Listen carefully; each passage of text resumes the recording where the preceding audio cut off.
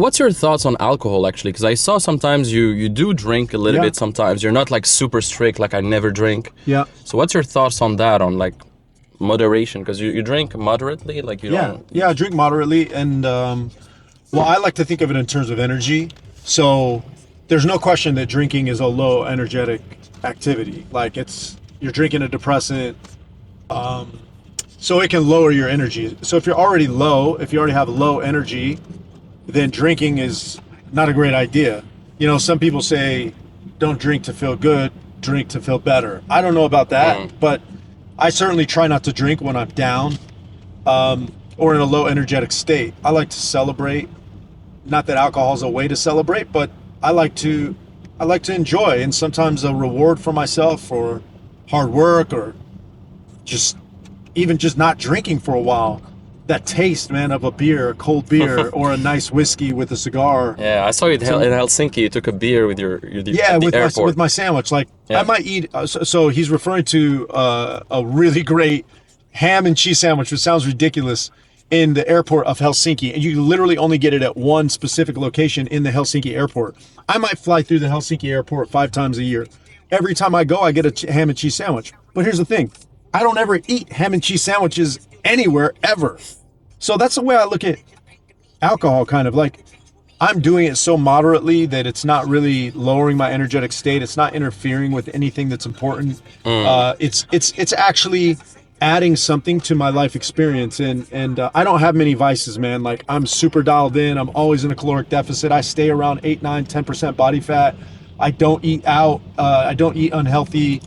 You know, like, I don't look at porn. I don't have any vices, man. So cigars and an occasional alcoholic drink is fine with me at this point. I'm 43 years old, so I'm gonna enjoy some of those things. Well, what's good is you use alcohol as kind of a reward mechanism, not as a way to cope with a life you don't want. You're already living a good life, and you're using alcohol to enhance it sometimes, to have an experience, but not to cope. Not as a way to cope. I love that you said that, though, because I can fall into that. You know, I'm going through a tough split. I'm going through a separation leading to a divorce with my wife. Very, very difficult situation. And there have been times where I've fallen into leaning on alcohol instead of sitting with the feelings, like allowing myself to experience what I need to learn.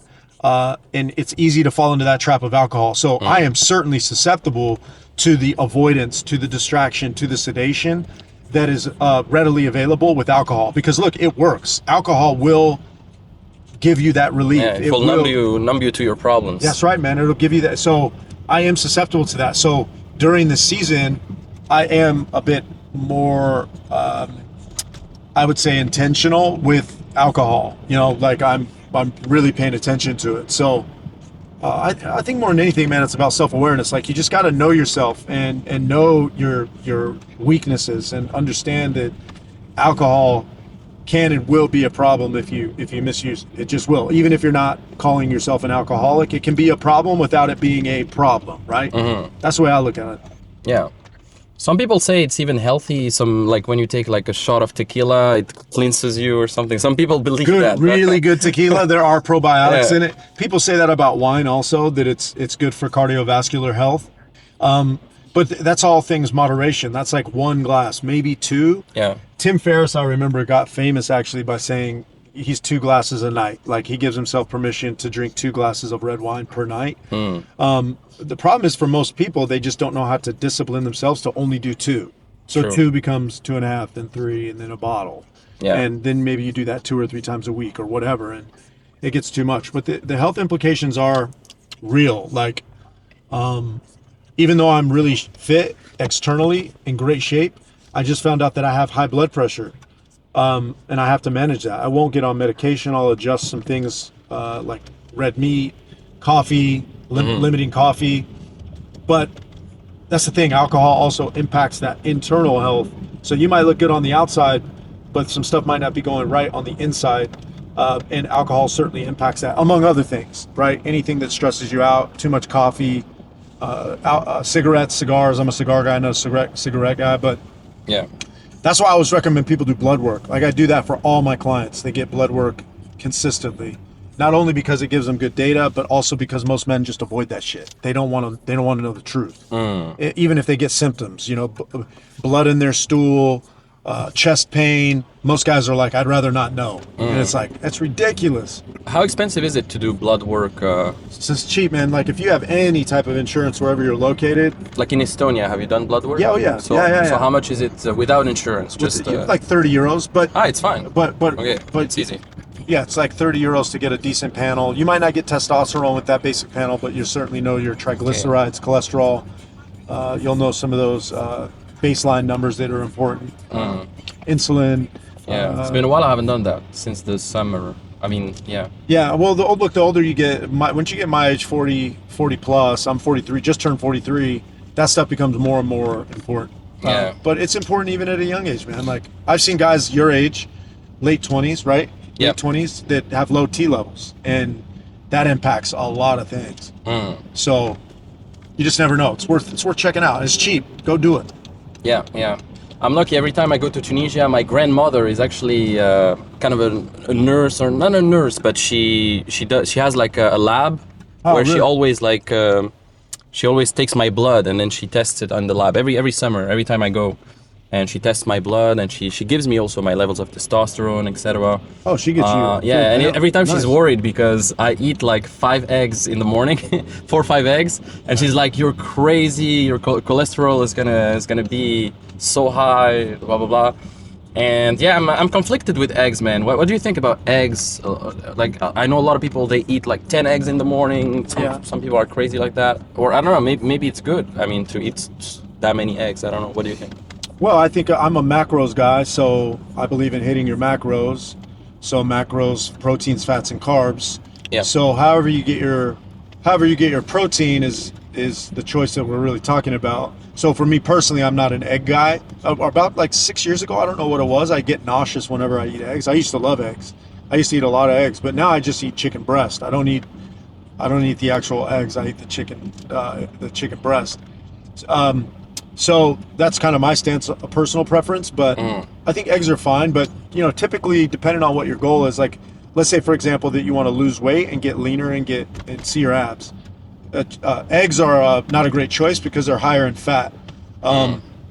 Obviously, the cholesterol can become a thing, but there's just much better choices if you're trying to lose weight, in my opinion. Like, you might as well just eat the chicken breast, if you ask me.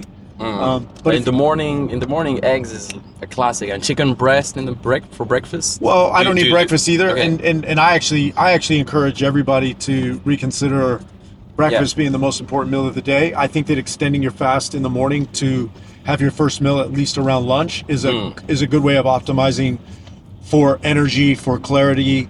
But look, that's what I do actually. That's what I did now. Yeah. But like for a first meal, you recommend straight like chicken breast or steak. Again, it really depends on the goal. Like looking at you, you're already relatively lean. Like you're strong. You have a good physique. Like I don't know if your goal is to get super ripped. So making protein choices that are a little higher in fat might not be a bad move. I want to get bigger. Yeah. You want to get bigger. Yeah. So, like depends on what type of size you want to put on. Some guys like to do more of a clean bulk phase, meaning they still hit the same macro percentages, like 40% protein, 40% carb, 20% fat. They just increase the calories. So at a caloric deficit, let's say you're at 1,800 calories, 40, 40, 20. If you want to do a clean bulk, you could just increase from 1,800 calories up to, let's say, 3,200 calories, but you still keep the 40, 40, 20. So it's more of a clean bulk. Some guys, when they add size, let's say in the winter or the winter months, they're adding size because they're super fat. They get fat because they make typically poor protein choices. It's super high in fat. Peanut butter. That's a fox right there. You Where? should get that on your video. That's a fox right in the middle of the city. You don't see that very often. That's actually pretty cool. Where do you see fox? Right there. Look at him. He's about to cross right in front of us. Shit. Look at this. Crazy. Yeah. Little fox. Pretty neat. You don't see that often. Wow. But there you go. Maybe it's an omen. Yeah. An omen. Yeah. But so I like teaching guys. Most of the guys that I meet they're already kind of lean. They're in the gym, pretty consistent, but they want to like be ripped, right? And they underestimate how much fat they actually have to lose.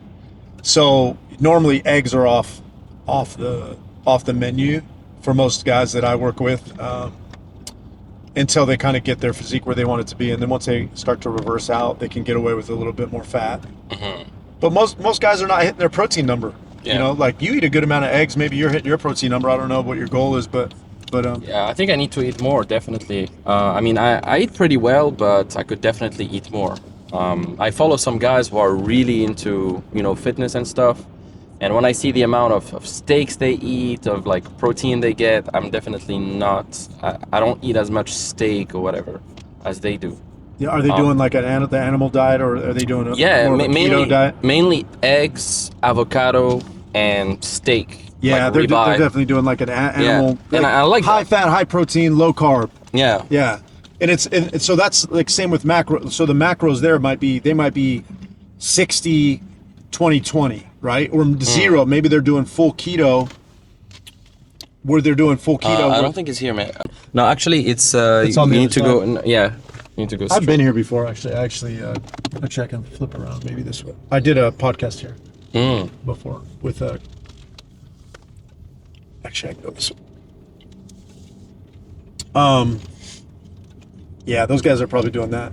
Yeah. I tried keto for a while, but I like carbs, man. Like I like rice. I like Yeah, me too. I eat I like rice, potatoes. I like all that. bread. Yeah, especially sweet potatoes. Yeah, sweet potatoes are great, man. Yeah, it's actually just here. Yes, sir. I think this is exactly where I parked the last time I was here. Okay, let's Cool. go. We're gonna Yeah, do let's this. go.